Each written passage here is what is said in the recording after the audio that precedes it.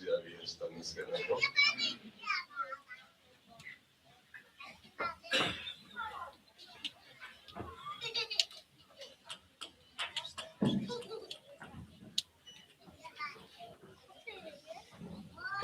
نشتي أبرا بزخامي بسيم زلو نشتي كالكهبونيا صلى الله شعو كعسينا دابي رسول الله نايمون በስመ አብ ወወልድ ወመንፈስ ቅዱስ አሐዱ አምላክ አሜን። እግዚአብሔር አምላክና እግዚአብሔር ፈጣሪና በዓይነ ምሕረቱ ጠሚቱ ካብ ዓመት ናብ ዓመት አሰጋጊሩ እዚያን መበል 14 ዓመት ናይ መንስያት ጉባኤ ንምስታፍ ዘብቃና እግዚአብሔር ክብረ ምስጋና ይብጽሐዮ። ናይ ንዑስ ሀገረ ስብከት ሊቀ ካህናት ቀሺ ሙሉ ብርሃን፣ ናይ ጽርሐ አርያም ቅድስት ማርያም ርእሰ አድባራት ወስሎ ቤተ ክርስቲያን አቦሺ መልአከ ሰላም ቀሺ ዳዊት፣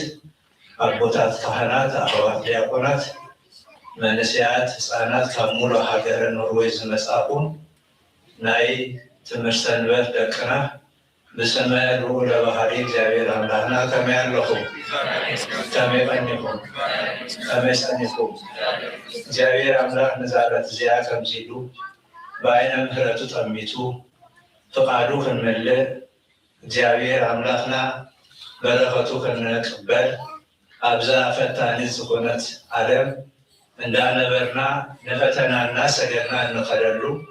እግዚአብሔር ምሳና ከም ዘሎ ንሕና እውን ደቂ እግዚአብሔር ከም ምዃንና እንምስክረሉ ጊዜ ስለዘብቀ እግዚአብሔር ክብሪ ምስጋና ይብጽሐዮ። ብሓቂ እዚ ጉባኤ እዚ ቀሊል ኣይኮነን። ሰብ ይሓስብ እግዚአብሔር ይፍጽም ኮይኑ እዩ ንመበል 14 ዓመት በጽሑ ዘሎ። እዚ መንእሰይ እዚ ቤተ ክርስቲያን ከምዚ ጌራ እንተዘይትእክቦ ነይራ ፋሕሚ በለ ብድራክ ብስፍራን ብዲስኮ ወጋሕቲ በለይቲ ብዝብል ናይ ዓለም ዝኾነ መጣፈአ ነይሩ። እግዚአብሔር ግን ስደትና ስደት ዮሴፍ ገይሩ ንአብርሃም ንይስሐቅ ንያዕቆብ ባሪኹ ንዮሴፍ ድማ ስደቱ ባሪኹሉ እሞ ናትና እውን ከምኡ ገይሩ ከምቶም 3 ደቂቕ አናንያ፣ አዛርያ፣ ሚሳኤል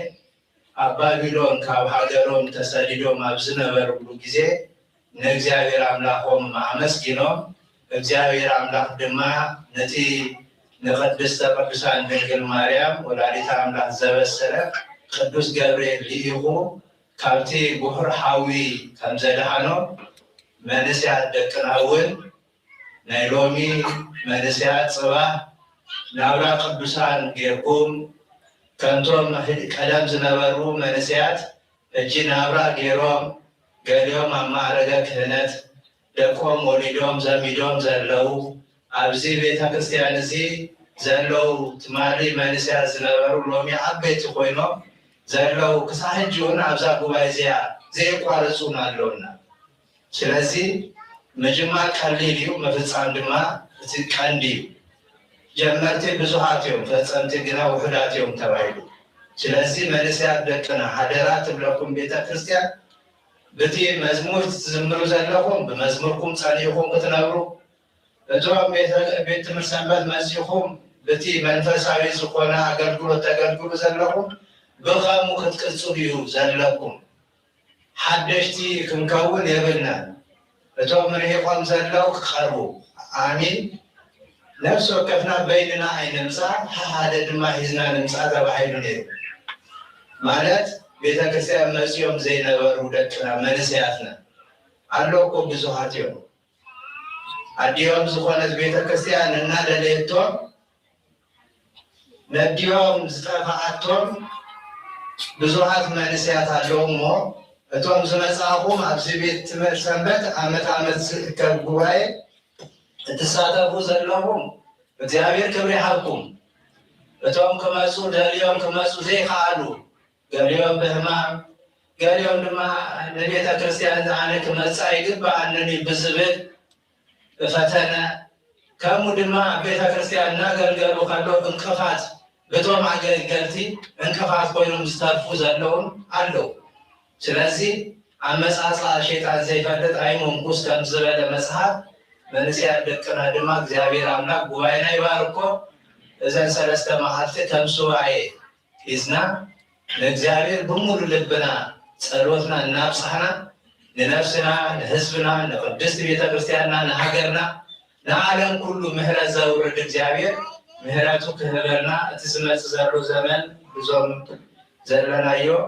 ካብ 2025 ናብ 2026 እዩ ዝሰጋገር ዘሎ ናትና ድማ በዓለ ልደት ይቀርብ ስለ ዘሎ ዘለናዮ ግዜ ወርሃ ብርሃን ስለ ዝኾነ ኣብዚ ቅጽል ዘሎ ብዛዕባ እሱ ሰላም ክብለኩም ኢለ ኣብዚያ ጠጠው ኢለ ዘለኹ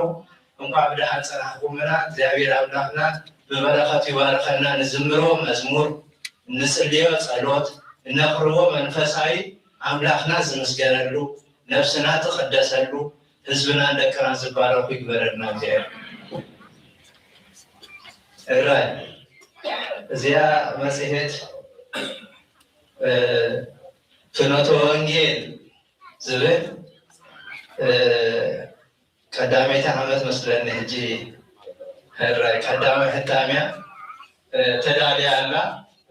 ትሕዝቶኣ ሕጂ ዝሪኣ እግዚአብሔር ክባረኮ ከምቲ ቅዱስ ፈቃዱ ይሁን ነዚ ድማ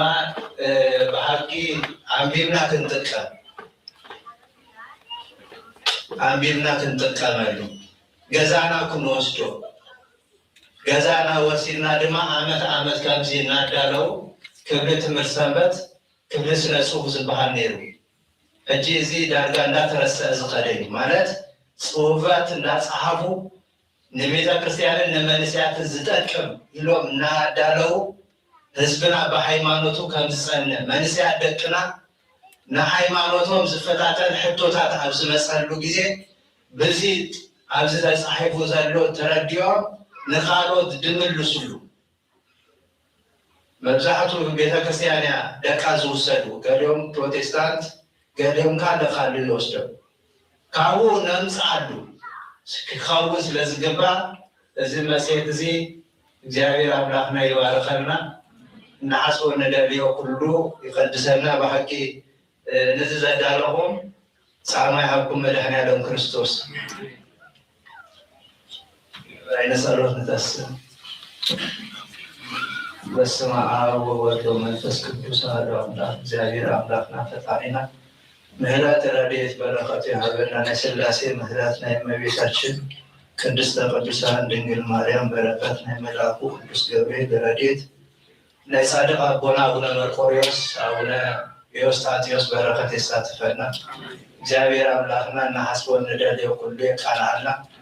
በህሊና በንጽሐ ስጋ በንጽሐ ነፍስ በንጽሐ ልቦና ቅድሙ ንምዃም የቃና ቸርነቱን ረድኤቱን ያድለና ለቅዱሳን አቦታትና ጾሞም ዝባረከ ናትናኦም ባሪኹ ብርሃነ ልደቱ በሰላም ይብጽሐና ንመንእስያት ደቅና ሰቡና ዘክሩና ዝበሉና ስሞም ዘይንፈልጦም እግዚአብሔር አምላክ በረድኤቱ ይሃለወና አቡነ ዘበሰማያት ይትቀደስ ስምከ ትምጻእ መንግሥትከ ወይኩን ፈቃድከ በከመ በሰማይ ከማሁ በምድር ሲሳየነ ዘለለ ዕለትነ ሀበነ ዮም ወኅድግ ለነ አበሳነ ወጌጋየነ ከመ ንሕነኒ ንኅድግ ለዘአበሰ ለነ ኢታብአነ እግዚኦ ውስተ መንሱት አላ አድኅነነ ወባልዐነ እምኩሉ እኩይ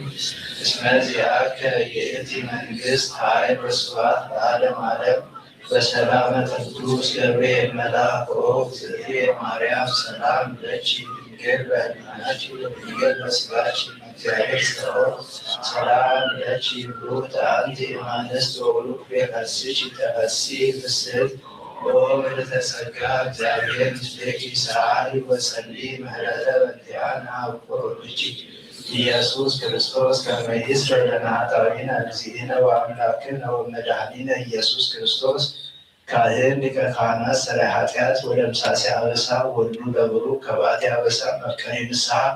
ስልጣን ለዘሃቦሙ ለአበዊነ ሐዋርያት ዘሰሬ ኃጢአት ዓለም በሥጋሁ ቅዱስ ወበደሙ ክቡር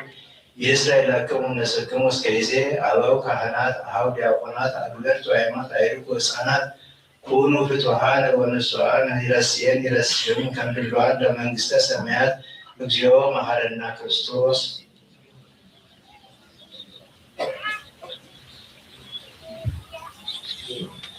በእንተ እግዝእትነ ማርያም መሐረነ ክርስቶስ።